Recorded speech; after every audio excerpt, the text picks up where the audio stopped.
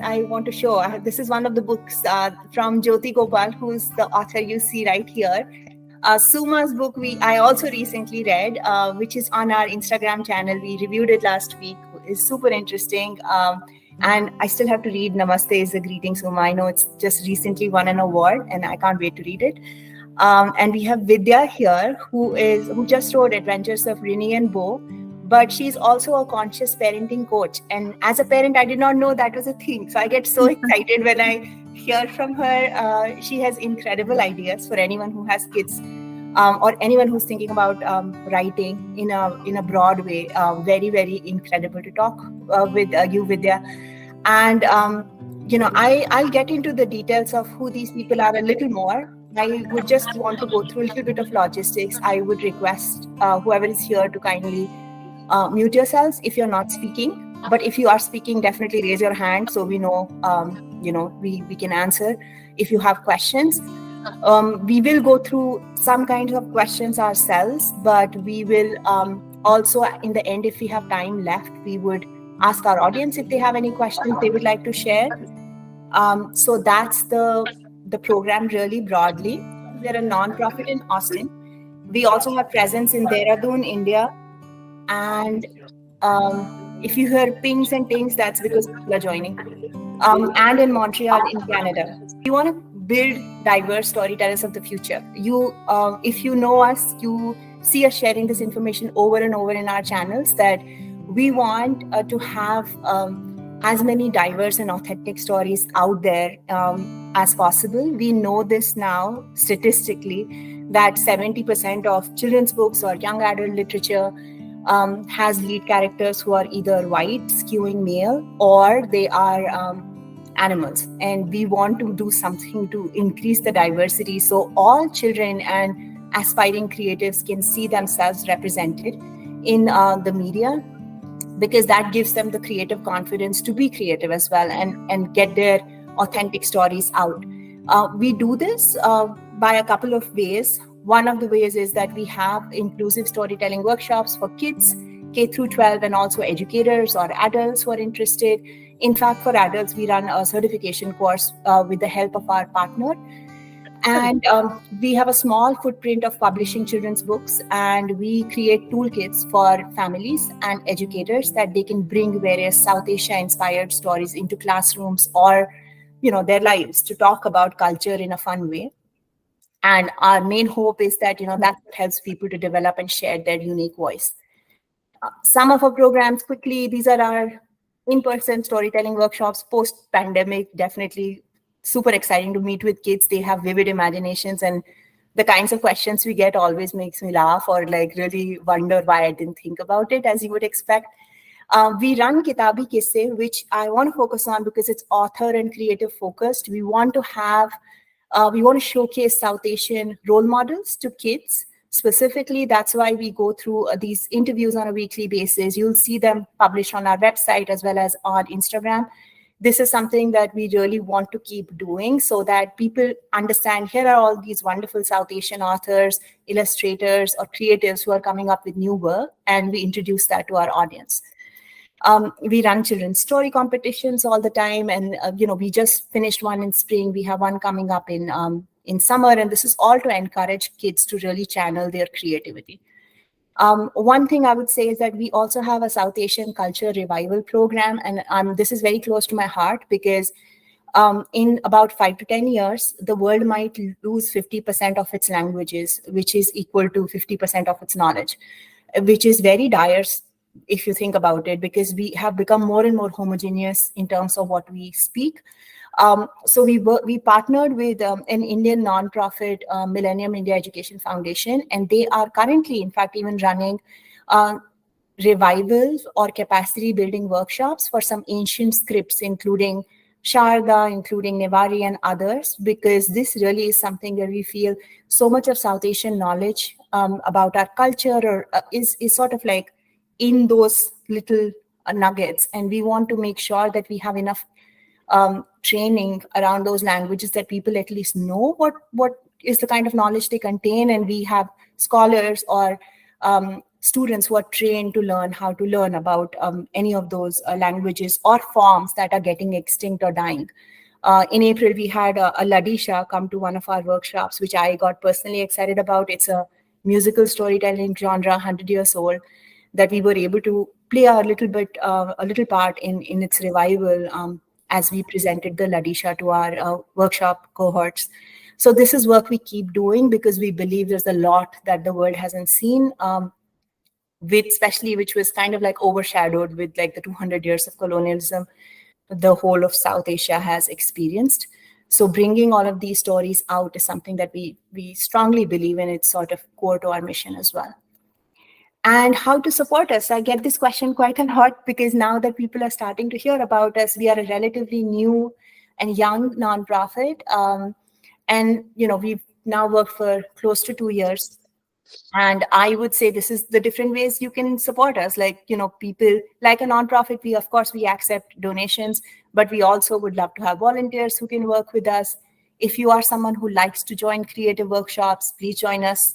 You can check out our bookstore. We have very few things, but, all of those proceeds go back into our programming in supporting South Asian arts and literature. If you are a corporate, you can bring us corporate sponsorships. Most corporates tend to support our events, or sometimes a local corporate might own a school, or they might support storytelling sessions for an entire class. That's quite common. Or like if none of that is feasible, absolutely share our work in your local communities. We want to grow. We want to sort of showcase South Asian art and literature in as many communities as we can. Globally. So that's something that we ask of you. Think about us when you are thinking about this kind of work, because obviously you are all interested in this. And, help us help you as well. If this is something of interest and you would like to do something more, reach us. And now coming back to our session, we have 3 really accomplished authors today. Jyoti Gopal, like I said, she's the author of American Desi. She's an ex-educator. She's lived in multiple countries, has different cultures that she got exposed to as a child. So I'm very excited to talk to her about our theme today. Suma is an author, children's book author. She's also done lots of other writing, young adult. She volunteers and really focuses on writing diverse books and authentic characters. And she's also an HR pro I think that's like her day life, I guess. And we have Vidya, like I said, she's also a children's book author. She just recently published The Adventures of Rinni and Bo. Also a writer and a workshop teacher and a parenting coach. All interesting, all very super accomplished. And for those who don't know me, most of you should, but if you don't, I lead Peerbagh, and I have a Kashmiri literature translations book coming up late in summer. I've also done a children's book before, and I've been blogging for 20 years. So it feels like I was somehow progressing in my life to lead Peerbagh, because this combines a lot of my personal and professional interests in a great way. And, I'm going to actually stop sharing because we have all of our authors here. I'm going to get directly to our session, and let me admit everyone who's here. And I'm going to actually, so the theme today, we are going to talk about how stories impact us and, what is the impact of narratives on our lives. And I'm going to actually start with Jyoti here directly. Jyoti, you have spent time in different countries, and, you're a person who's probably absorbed so many different things from different places. And tell me a little about, when you were growing up and when you eventually came here to the US and became a parent. Tell me something that you really felt that, how did you connect with your culture, or how did the stories that you were absorbing from all these different places impact you as an individual? Mute. I'm sorry, we are like I want to tell all the authors, please unmute yourself so you don't have to keep doing this back and forth. I was just saying that's such a huge question, and so many layers to it. But yes, I did grow up in a number of different Asian countries. So I'm what's known as a third culture kid, which is that I have a culture at home, which was very South Indian. My parents, from Tamil Nadu / Kerala. So, but we spoke Tamil at home, and everything at home was very South Indian. And then I lived in Bangkok first, and then Indonesia, and then Burma. And so those communities were my other culture. We learned to speak the language. I can still converse in Bahasa. I've forgotten most all of my Thai. I can count up to 100 and say a few phrases. And then there's my school culture, which was the international school culture and was very much an American culture. So I grew up speaking English, sounding like I lived in America, and straddling these different worlds. I think I really give props to my parents, my mom especially, for sort of really imbuing us with a sense of who we were as Indians, just sort of like really sort of passing down, the culture, the heritage. And I felt like very connected to who I was in some ways. And yet I was often straddling these worlds of my American world, my Indonesian world, my Thai world. And then when we would go back to India, from very young age, I was already labeled a foreigner very quickly. Like it didn't matter who the minute I opened my mouth, and even often without my even opening my mouth, I would just get pegged as Firangi. And so that was just a huge part of just my life. I mean, it was wonderful opportunities, but also challenges. And then when I moved to America, it was really interesting because I sounded very American. I had a lot of the cultural touchstone because growing up in Indonesia and Bangkok, I've watched all of those shows from the 80s and 70s that were here, like we have those. So I was sort of culturally quite fluent, but I'd never lived in America before. So there was that real jarring of like, who am I? And people would say, oh, you sound so, you have no accent, like you speak straight English. And I'm like, I have an American accent.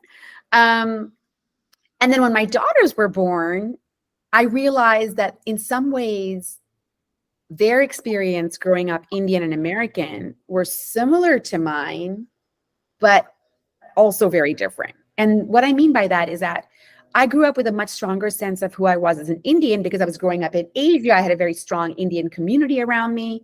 And yes, I was straddling worlds, but I was still an Indian citizen, right? So I had this place that I technically belonged to. My daughters growing up here were American citizens, are American citizens, and growing up Indian as well. So our home is very much an Indian home. The girls learned to speak both Tamil and Hindi. And I tried to transfer to them like what my mom tried to transfer to me in terms of like who we belong to. But I discovered that for them, it was actually a lot harder than it was for me. And I began to sense that, and that's kind of where American Desi grew from, is like I thought the way I adjusted, which was a struggle, was pretty okay. But I was noticing that for them, being non-white Americans was actually a much harder struggle than it was for me to straddle those two worlds. And so this is a very long answer to saying that sort of having to come to the realization that I needed to provide for them experiences and things that, yes, I did not have, but that it was even more important for them. Even though we traveled back to India constantly, they were very, very connected. It was different for them. So they sort of inherited that sense of like not belonging that I had. It was even sharper, if that makes sense. Yeah, no, it totally does. When I was young, I was growing up in Delhi, but I was born in Srinagar. So we had like lighter skin and we would go in the Delhi heat and get really red. And then people would tell me or just assume I had a strong accent, which was not Delhi. And people would tell me that I am Afghanistani or something. They would come up with these things, which I thought was so weird because like I have still not visited Afghanistan. So I had no idea why people would assume that. So even growing up within India, as a kid, I remember having this experience because kids have no filters. But, as you were talking about American Desi, which is the book I have right here, I read this to my 3-year-old. He's probably too young for this, but he had an interesting response because I was showing him words that he's beginning to learn. And he looked up there's this one page and it literally, I'll mess up the lines, Jyoti, so forgive me. But I mean, there's this line where she's written that, there's one foot in one culture and another foot in another. And then there is like examples of that throughout the book. And it says, in terms of language, it says Hindi, English somewhere. And my son instantly picked on it because I keep asking him, so what languages do you speak? And, we have 4 languages at home. and he picked on like Hindi and English. He just kind of like highlighted those for me, and I'm like, oh, there is something that he can relate to, and that was a good feeling to have that response. So he doesn't have filters. He's not educated about it, but still had that response. That speaks to how vivid and powerful storytelling could be like this. And this actually, I'm going to pass on to Suma, because I know you've written an incredible book. The title itself blows my mind, which is because it's so overused. The word namaste in the US is like, kill me, like it's like chai tea. So I want to sort of sometimes even say this out loud, that it's a greeting. Like, this is what it means when people somehow appropriate it, or they use it in a way which is weird. And so, here's a book by Suma. Have you had a response from a child that you suddenly felt like, or it could be about this book or your other books, that you felt that, this is an impact that you were hoping to have, or it surprised you? For Namaste, you mean? Yeah, or any of the books. Like, I'm always interested in the responses you get from children, because obviously that's an audience. Yeah. Yeah, I mean, I've received a number of responses from children. I think that's the most rewarding thing of being a children's author, because when the book actually resonates with children, then you know that you did your job. So in one of my school visits, there was this little girl. Her name was Mia, and she was half Indian. And she came up to me and she said her grandmother was from India too, and she joined her palms together and she said Namaste. And then there was this, and she asked if I could take a picture with her, and she orchestrated a whole class photo. And there was another kid that was not even part of the culture, but he did the same thing looking at Mia. And I think that's the most beautiful thing about writing children's books, because we're not only writing for children of our own culture, but we're also writing for children who can experience a new culture and also become a part of it. So most of the time, I think our objective for Vidya, Jyoti, and myself in this case would be to write books that serve as windows, mirrors, and sliding doors. So those who are part of the culture can see themselves in the books. Those who are not part of the culture can experience it. And we also slide the door and invite them and be part of the culture. So I have had many rewarding experiences from children and responses for both my books from children. But I think I had to go back to your question about identity and influence of our sense of self right now. Unlike Jyoti, in my case, I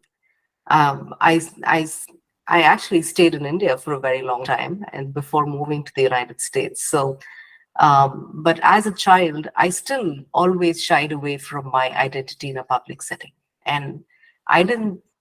Even while living in India, I didn't see myself or any other Indian women role models in books. I read plenty of stories that featured boys, both as protagonists as well as superheroes and secondary characters. But girls, on the other hand, were always stereotypes of sidekicks and mothers and grandmothers. And I craved role models that were relatable in books as well as media. And I grew up in a large family, so that helped a lot, because I soaked up all these stories that my mom told me and my grandmother told me, aunts and female cousins, and they showed me how to thrive in everyday life and how to adapt to evolving cultural practices and ancient Indian traditions in urban settings. So, but now, having lived in the United States for well over almost 2 decades now, as almost the same time as I lived in India, I feel embedded in both the Indian as well as the American culture. And often I feel like embracing one comes at the expense of the other. And And when I see children here, I very much relate to what Jyoti says, which is they struggle with similar challenges of identity and sense of self. And when I think of how I can help them, it is through writing empowering children's books. And um, and if you look at it right now, at least we're in a good time where more and more South Asian children's books are becoming available in the United States, and the and the more they become available, the breadth of topics and materials expands. And yet, there's one issue that repeats itself over and over in various forms throughout these works, and that's the issue of identity. So it doesn't matter if we're of South Indian descent, or we're of Pakistani descent, Kashmiri descent, or Bangladeshi descent, or whatever, or if we've lived in several different countries, like Jyoti as an Asian, and we finally settled in the United States, right? So as someone who is different, understanding who we are while we're straddling our origin culture and the American culture comes as a daunting task. And it's no wonder, that we as children's book authors, in one form or another, choose to deal with the issues of identity and sense of self, because we're constantly questioning ourselves. Who am I? And how do others perceive me? And how am I perceived by the ones who love me? And where are my loyalties? And I think these issues are beautifully addressed in Jyoti's American Desi. Many of the protagonists that we see in South Asian literature right now, and even in our own creative work, grapple with these questions. And they grapple with these questions because these protagonists are also trying to establish an identity of their own. So what is the reality at home with the family that is separate or different from the culture that is outside? And how is a child's appearance, that which is seen on the outside, and how is it interpreted by their own community and those outside their own community? And furthermore, like, how are these internal conflicts playing into understanding of themselves? So when it's very interesting you're saying that, Suma, because this reminded me of a conversation I've had with Vidya when she and I connected, because her book is about this, like, how do people see your appearances? And Vidya, I'm going to let you talk because you can speak to this. And the one thing I want to add is that as a writing coach and an author, I would love for you to tell us, how do you think, when you bring these kinds of concepts to life as a writer, how do you think this is helping us develop that sense of empathy toward each other as well, or a sense of understanding? I would love for you, because you've written about this topic specifically, so it's a good point to bring you in. Oh, thank you, Upasana. That's a beautiful question, actually. And I'll just piggyback off what Suma said. So I feel, as when we're growing up, as soon as maybe not when we're babies, we're pretty oblivious to what's happening. But the minute you realize that there is a world apart from you, you're searching, you're seeking that sense of belonging, and I think that's universal. It doesn't matter where you grew up, but you're trying to find, your mind is constantly trying to figure out where you fit into this world, right? And when you read stories about somebody like you, and I don't think it's not even just appearance, I'll talk about that later, but shared struggles, I think, you kind of feel that you connect with that person, and it's a very soothing feeling to know that you're not alone. Because we often, and I think children often think that they're the only ones going through this, but reading about people maybe who look like you and who have the same struggle, I think that kind of makes them feel, I'm okay. It's okay. And you get a sense of acceptance. And I think to wake up with a feeling knowing that you're okay, and that's a very beautiful feeling. And that's very important, because I think at the end of it, that's what children are looking for. the validation that that they belong, that they're seen, they're heard. And I often I started actually my writing journey by writing essays on motherhood. And I used to think that, okay, I'm just writing my struggles, and maybe only a few Indian American moms would relate to it. But that wasn't the case. So the emotions in our stories are so universal, I think, that it does not matter. People connect. And, talking about appearance, yeah, when I grew up, I felt I was not pretty enough. I always felt that because I'm dark. I'm short, so I was like, okay, I don't fit into the the box of whatever pretty or beautiful, whatever society had set for me, or set for girls in general. And it was a journey. It took a while, and I just wanted kids to know how important it is for you, that we all have a light inside us, and if you touch that, really whatever anybody else says does not matter. And it took me a while to reach that delicious feeling that, everything's like, I matter, and I have a voice, and I can make a difference in the world with what I have to say and what I have to offer. But I really wanted children to know that. So that, at least, yeah, I think it's important. It's so interesting to me that you say that, because I have to share this with you guys.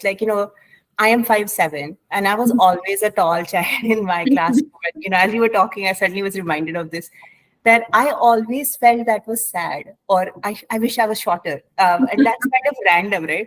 Because people would constantly tell me that you're too tall, or something they would say that sort of made me believe that. And it took me a long while to get to that place where I'm like, how does it even matter? Like, I am who I am. But it's not easy to have that happen to you when you're a teen, or when you're like a young kid trying to fit in, I guess. And the other thing, I shared this video yesterday, the first book I ever started writing, I was 18 years old. And I named it was in English, and I named characters Ben and Christina. And nothing against any Ben and Christina, but I knew none. So I really thought, if you write in English, your character should be called that. And it took me a long time to realize they could be called Mohan. For what does it matter? But you go through that journey, and it takes a while to reach there. And for me, when I see you guys, and when we expose kids to literature where they can even hear sounds like what they know, and so my child doesn't tell me that, Mama, this is not American and you're sounding weird, which sometimes has started already happening. He's near 4, but he just is asserting his, the way he differently articulates things. And for him to see this and then see, oh, this is coming from someone beyond Mama, is very empowering. And, I really, really hope that more kids see diverse writing, and they could come from any place. They don't all need to be South Asian, because the fact that you have diversity already makes everyone feel that they belong, and they don't need to be whatever is the, I don't know, the mean girl stereotype, or whatever is the stereotype that they need to fit with. Jyoti, I know you were probably trying to jump in, so I would love to invite you back. Thank you. I just wanted to build on both what Suma and Vidya said, and to your point about identity and belonging, and find your own voice, and feeling like, you're perfect the way you are. That was also the one of the impetuses for me to write American Desi, was to really talk about sort of celebrating all of those different parts of yourself, and not putting them into these separate categories, which oftentimes I feel like Desi kids can do. And not just Desi kids, because I've had children who are not Desi, who respond and see themselves in this book. Like, there was a Greek American kid who was so excited to read the story and say, this is exactly like me in my house. So I think encourage children to blend all of that, and not feel like they need to keep them in these different pockets, because we are unique and we are special, and that makes us kind of cool, and we have to sort of embrace that. There was a period of time back in the 80s and 70s when I think families just wanted everyone to assimilate into the larger the majority culture, right? So that we don't stand out. And I'm so grateful now that we have a shift away from that, and that people are recognizing the need for each community to sort of own who they are, while also figuring out how they are American. Because, there's no one way to be American. There's as many ways as there are people in this country. Mhm. So that's definitely something that I wanted to just sort of add on. Like, I think that's also one of my main reasons for writing American Desi, was to like really celebrate that. It's very interesting because I was going to ask you guys this question about, the difference between authenticity and diversity in writing, especially as South Asian writers, because we are over 1 billion people in India alone. So there is, like I like to say this, all brown stories are not one, but the more specific you are, the more generalized you become. A good story is a good story no matter what. So I'm interested, and Suma, I'm going to ask you this question because, I've read 2 of your books now, and I know that you cover a lot of Tamil themes, and the Dosa book that's coming up, I'm very much waiting to read that as well. And that has themes that you've grown up with, I guess, as a child. Is that something you do consciously, that you want to only write about the region that you truly feel connected with? How do you approach that in terms of or is an editor telling you add the mango mention here because you're writing a South Asian Desi story? I mean, how do you approach your writing from your point of privilege, or how do you enter that story? Yeah, I think that's an excellent question. Right now, I don't even know where I belong. I mean, I've always, even when I was in Bangalore, Bangalore is inherently, at the time when I was born and when I grew up, it was a state that spoke a language that my family didn't speak.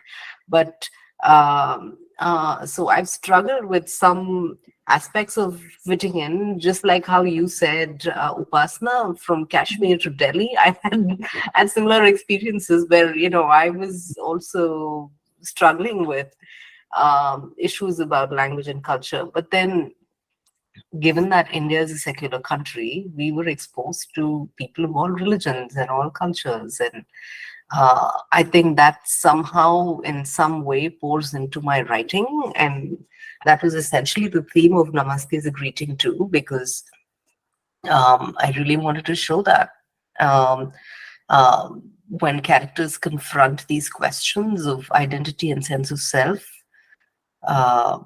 they're also creating a hybrid and separate world of their own making, and that becomes really beautiful. So as a child, to answer your question, I read a lot of books and anything that I got my hands on, because they made me feel safe, and they were a good escape from socializing. I wasn't an extroverted kid, and walking into a library was, and it continues to be, the most soothing place for me in the world. And so as a child, we didn't have a lot of money, but my parents put every extra rupee that they earned and that came their way into a library membership. And so I read a ton of books. And but something worth mentioning here is, I was truly embedded in these books like Amar Chitra Katha, which were sold at train stations all the time. And they were these fun graphic novel type comics that Don't forget Tinkle. Right, that explored folklore and mythology and leaders and freedom fighters and so on. And they were a pleasant distraction, and they made me feel like I could become part of that fantasy world someday. And there were also some of these English books that I read, like Treasure Island, Enid Blyton, and Nancy Drew. And these were books where I couldn't relate to, or I didn't feel seen, but they showed me what could be. And today I'm a writer because I was inspired by reading those books. And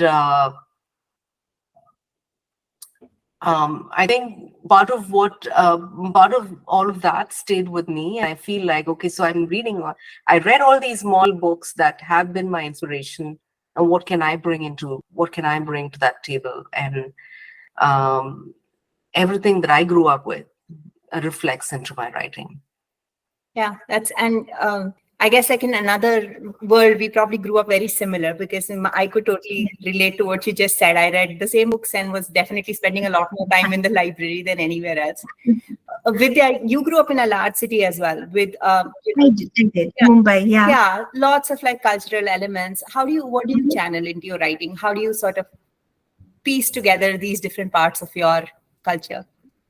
I think growing up, Mumbai is so diverse, right? Like even today, if you put me with a group of very, very Chennai, like Tamilian people, I feel I don't fit in. So I think that sense of tolerance, acceptance, that is part of my fabric, and the way it seeps into my writing, I think I write from my heart. So a lot of what I grew up with is what comes into my writing. And I don't think I even think too much about, it's just who I am, I guess. So, that's what I would say. I think growing up in Mumbai did make a very big difference, in the sense, I think it just made me very open-minded. Mhm. And there was no one thing is good or one thing is bad. We celebrated everything. So I have Gujarati friends, I have Marathi friends, I have Christian friends, I have friends from all over. And it's strange, because when I moved to Charlotte, I found myself with a Bengali, dancing with a Bengali group, going out with a Marathi group. It was, and I just felt that I was part of everything. I guess it just broadened the way I look at life, look at people. And I think it taught me to take the best out of every culture. Yeah, and this is very important, because I feel like, especially with people who have lived in different cultures, this is so like validating to me, even as a reader, to say that, I can be different things because I have experienced different things. I have the same feeling. Like, if you put me in a very, very typical kind of a group, which is very homogeneous, I might find it harder to connect than in a cross-cultural group, simply because my experience is different. And I think being able to hear that and being able to find that, where even if the book talks about like a Tamil character, it doesn't matter. But if the idea of that is more universal, I think that's what people get attracted to, because you're not just going to have one type of readers read as well. Readers see themselves in these like different. It really does not. I think sometimes it's a thin line also, okay, Upasana. Like, I feel that if you hold on too strongly to your culture, you're again getting closed off. You want to accept that part of you, celebrate that part of you, yet be open to everybody else and take the best from them. And that's what I want children to know. That, yeah, you have a great, rich heritage, but it doesn't mean that it's the only way to be. Yeah. It's the metaphor that people often use, that if you hold sand too tightly, it'll fall down. You know what I mean? Like, because you can't hold on to any one part of your identity too strongly. You have to be open to how you're growing. Jyoti, I want to get you in. Yeah, I just want to jump on to what Vidya will probably speak to this more, because she's very conscious parenting expert. But when I speak with my friend, who's actually a therapist and she works with a lot of Asian families, one of the things that I also think about if for our picture books and books like American Desi, and even my second book, My Fati Saris, which is about a grandma and a grandson and about their relationship, I also think about how these books can open up windows and doors and sliding, doors for the parents. Because to your point, Vidya, about how we might like hold on too hard to our culture. I feel like that's something that I myself have witnessed within our community sometimes, and this is where kids tend to like separate their lives from each other, because there's this hard and fast sort of like, this is our culture and this is what we do, and let us not see what's happening outside. And the children like separate themselves and they try to split themselves, and they're trying to like live these different lives that sometimes parents don't even know about. And so my therapist friend and I were talking about how these books can be like great topics for conversations around parenting and about identity and belonging, and how your experience as a parent is very different from your child's experience, and how do you bridge that gap? Exactly. That's right, Jyoti. And I often tell parents when I'm coaching them that because I think especially Desi parents, right? We always tend to go back. This is not the way I grew up. When I grew up, it doesn't work. It's a very different world right now, and those children have no clue as to how you grew up. I mean, maybe they've heard stories but they don't relate. Yeah. And in my writing class, I actually sometimes ask kids. I love doing this because I like to know what they think. Kids are so honest with what they write. And I often ask them that, give me three typical qualities that you would like to see in a parent. Like we know what parents expect of you, but what do you expect? And all of them, it was very universal. Okay, everybody says they need to be more kind, and almost all of them said they need to stop telling us how they grew up and why we shouldn't be like like it doesn't work. It's funny because I feel like I'm getting coached right now, which is very helpful because it's so easy to get into that, that this is not how you do it. Like, yeah. Very personal. I think it's also the pressure that we put on us because we think, parents, that we have to make our kids more Indian so that so that we are good people. Like if they don't take some of the things, then we feel that we're not good enough. But I don't think that's true. They will take the best. I think kids, and they can see through everything. Okay, kids know when it's coming authentically and when you're trying to make them a certain way. They see it. True. That is so true. And this is really incredible to even have this conversation. So I feel so grateful that we have the space to talk about these things. But I know that I'm looking at the clock here. I actually want to do something really fun. I want to, Jyoti, you already showed us one, but I would love for you to talk a little bit. All of you guys, tell us what you're working on next. What should we be expecting as readers? So anyone can start who wants to tell us what to expect from what's coming from your desks next, in terms of books or writing, anything you'd like to share. I can. Okay, let me finish off the Go ahead, Vidya. Oh, sorry. No, go ahead. Okay, sorry. But I mean, after the picture book, I think I'm so fascinated with the short story genre right now. So I think I'm trying to write short stories and probably move, just maybe someday publish. Yeah, but that's what I'm looking at. I don't really have. And I know mental health is also something that I'm very passionate about because I see it happening. I mean, kids really suffering. So hoping that I can write a book for children on anxiety too. Oh, wow. Okay. That's amazing. Nice. Yeah, those are things. So go ahead, Jyoti. Sorry. Okay. No, of course not.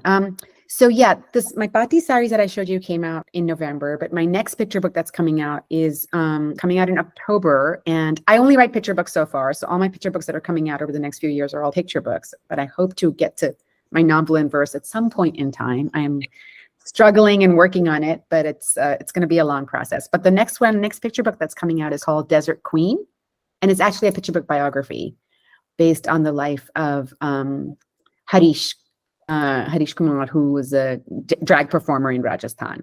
And I'm super excited by that story. I actually met Harish when I was in Rajasthan in the Thar Desert, got to watch her perform. So male performing as a female. So he lived his life as a male and had a wife and 2 children, but performed as a female and was just absolutely phenomenal. So known as Queen Harish, and was a she on stage, was a he in daily life. And that book comes out, is illustrated by Swabu Kohli, who is an artist based in Goa. It is his first children's picture book, and he's absolutely amazing.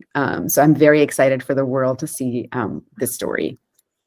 That's amazing. And story. Amazing, Jyoti. Suma. I just, before I say, I'm really excited for all the new projects that both of you are putting out. I also have several projects in the pipeline. As you know, Namaste is a Greeting and She Sang for India released together almost like a week apart from each other last year. And this year, in September, I have The Runaway Dosa, which is also a picture book, and it's a fairy tale mashup of The Gingerbread Man and an old and classic Tamil rhyme called Dose Amma Dose. And I can't wait for it to come out. The other books that I have in the pipeline are Bindi Can Be, which is a celebration of bindis, and it celebrates the significance and meaning of bindis. And then I just saw the final art of that book, and I'm just so in love. And then I also have a middle grade project called Be Malar Pongal Superhost. So it's about a mistake-prone 9-year-old girl who goes on these adventures and celebrates festivals and Now does all kinds of funny things, and I have the first book coming out next year, and then the second book coming out the year after. And I also have another picture book called My Name is Long as a River, which where a girl goes on this journey and she learns about the significance of her name and eventually embraces it.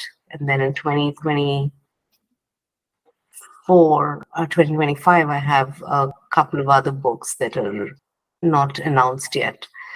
But that's where I'm at. I'm just in the middle of deadlines and swimming in them.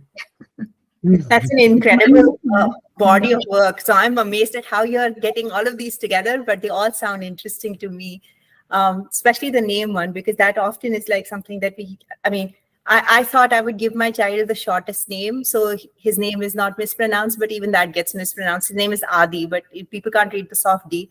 So anyway, we have to always explain. And I always like these kinds of books which will sort of speak to that and share the history behind these kinds of things. So very exciting.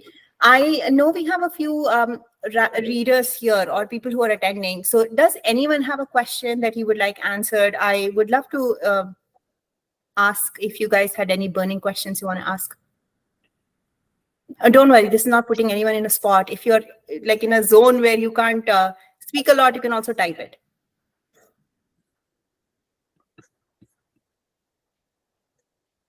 If not, or if yes, because I just saw Kanupriya, do you have a question, comment? Hi, I haven't read any of the books. This is the first event that I attended, and I was very excited about the initiative. And so I'm an anthropologist, and I work on dress and identity. And I couldn't help but note, and I'm working on dress and identity of South Asian women living in America. And I couldn't help but know that there's one of the books coming up that's on sari, and Suma, you mentioned one on bindis, and there was also some a lot of you talked about diversity, right? And that we come from so many flavors of diversity, and which one gets called as Indian, and so that's one thing that I'm also trying to navigate through this research. But I'm really curious to read the books on sari and bindi, because that would actually be in alignment with the work that I'm doing.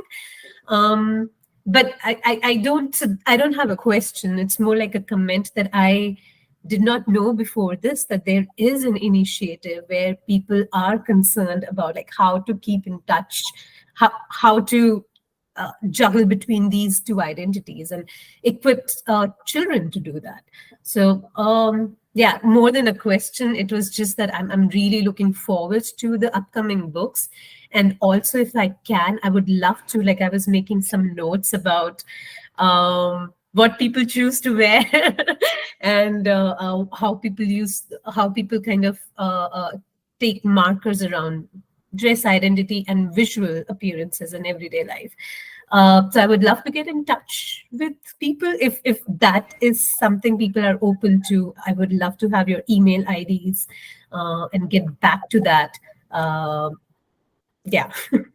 I know I've done the quiz that Kanupriya has, because I thought the research was so interesting to like view our dress identity as South Asians. I'll be happy to pass that on, Kanupriya, for you as well. So if anyone is interested, they can participate in the research. It's super exciting. I know that there's let you know, Kanupriya, like Jyoti's book, My Party Saris, has already released, so it's already available. And my book, My Name is Long as a River, also features saris. And I think Jyoti has a name book coming out too, right, Jyoti? I do. It's called The Power of Your Name, and it's coming out. And it's an ABC book, and it's coming out hopefully in 2025. It has yet to be announced, but that's the name. And yes, I do have a name book. It's so funny when you mentioned the title of your book. I have one called A Puttu is a Promise. Oh, which is a manuscript that is we're writing. It hasn't sold. It hasn't sold. Like, we're thinking about the same thing. I'm like, oh, ever get told we'll be together in a panel. One more question, guys. I know we have a few minutes. I want to definitely get to this. What is the biggest challenge of promoting diverse books? Anyone can take it. You guys are all writers. Tell us what should change in the world as you are promoting your books. I can take this one. So, just to give you an idea, like I've been dabbling with writing projects since I was 18. And I joined the Society of Children's Book Writers and Illustrators here in the United States in 2010. And my first break was in the middle grade anthology called The Hero Next Door through a short story from We Need Diverse Books and Penguin Random House in 2019. So if you actually look at the number of years that passed, it's a lot. And had it not been for We Need Diverse Books, I don't know how much longer it would have taken for someone like me, for someone to notice someone like me.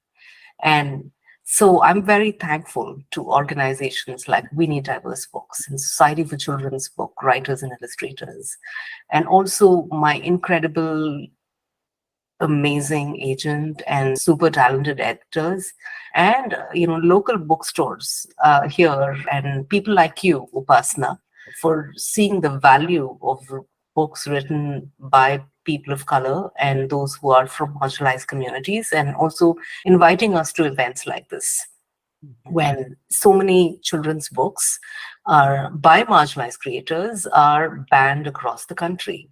Now, something to know here is that as BIPOC authors and creators, we have way too many stories and struggles that are difficult, and they reflect cruelty and they reflect discrimination and injustice. But we also write stories that empower children and spark joy. And here, Vidya, Jyoti, and I are all writing those stories. And this challenge cannot be solved today, but I hope we work through this in the years to come. And we need partners like all of you and the audience that is here to better address a bigger question, which is how do we get across this message that we're all of equal value?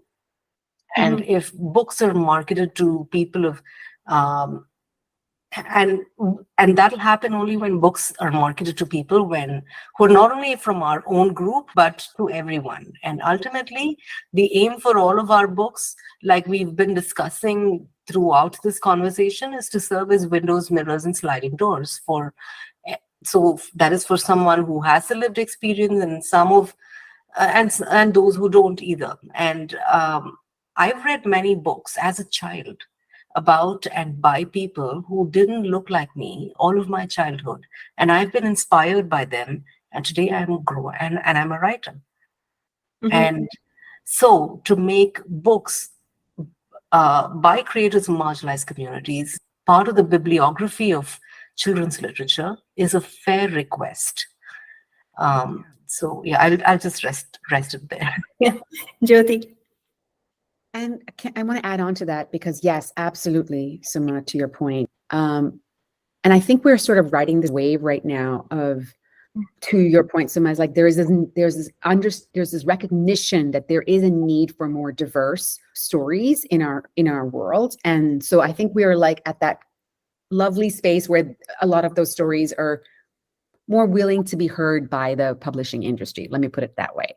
However, there still remains those barriers in place where you will often find, and I have had this conversation myself with an editor, where, if you've given them a list of your stories that you're writing, they will gravitate towards the ones that will be more you, which is like, it's talking about your Indian culture or identity in some way, your Desi, your community in some way.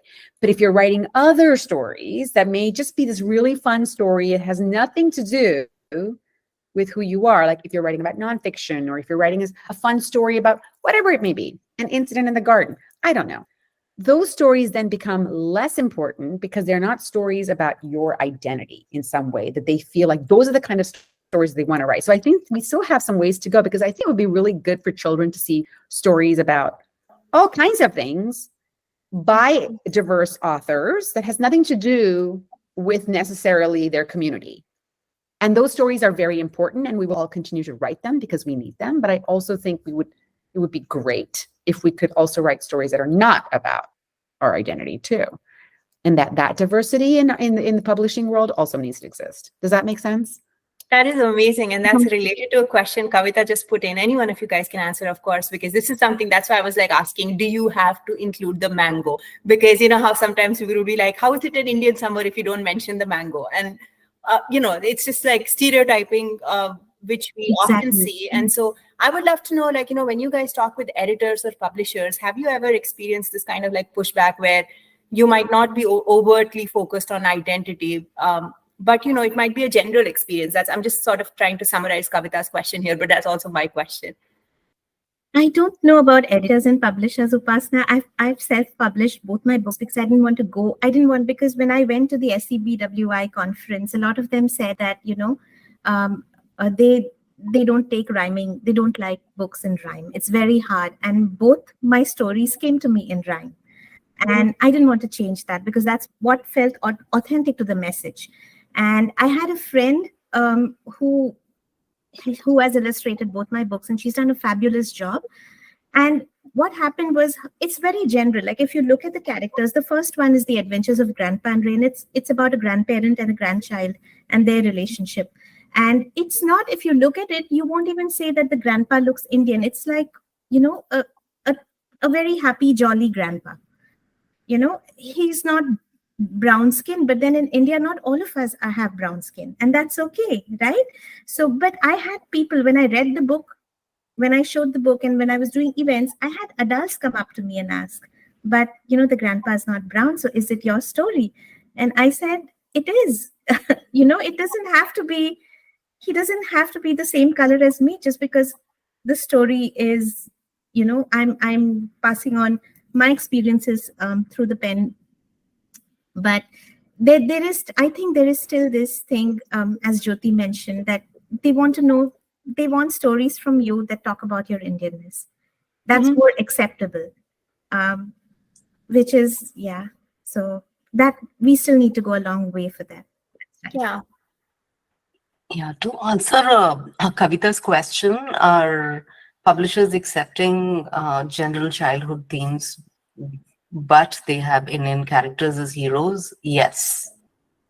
I think the response is positive right now. And, so I guess as a writer, our purpose right now is twofold. One is to represent this universal experience that our characters are living. And second is to aspire and to introduce the reader who's not part of the diaspora or new culture, or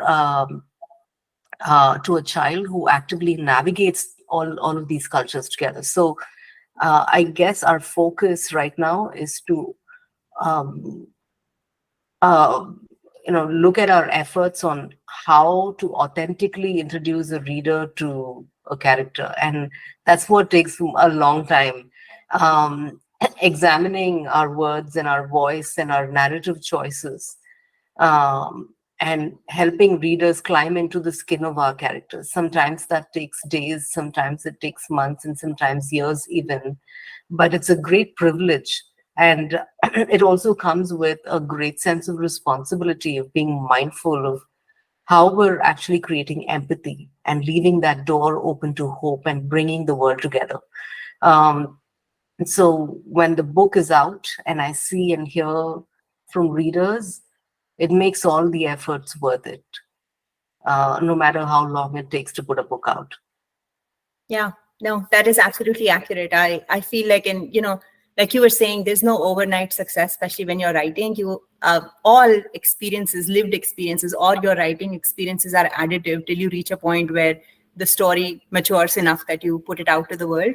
I tell people in my workshops, it doesn't matter. It doesn't have to be the best story, but the act of putting something out gives you that creative confidence that sometimes people, they overthink. And it takes a while to sort of become the kind of writer who's publishing as frequently as Suma is, for example, or Jyoti is, or Vidya is. This is not something they've done yesterday and today they came up on this panel. So I feel like it's a craft that you hone over a period of time, and you grow with it, and you grow with the story. I feel like I've personally had one story with me for 10 years. I still haven't like found the right, I guess, vessel for it. But there is a story in my head, and I know that happens to lots of people who write as well. But how wonderful to have this space. I mean, this is such a great way to start a day for me. And thanks for people who are watching us from India. It's late night for them. Really, really appreciate it. Someone had a question that, will we share this? We will. This is being fully recorded. So once we are offline, this is within the week, we'll share it on all our channels, and you'll be able to see the full recording. Whoever was not able to attend, we'll obviously send them the recording as well. But so grateful for all three of you guys to be here today, and everyone else who joined in and had such wonderful questions. I love this space, and hopefully we'll get you guys back again and have more authors show up who would be able to talk about these kinds of wonderful experiences and keep us all creative. So thanks so much, guys, and have a great rest of the day.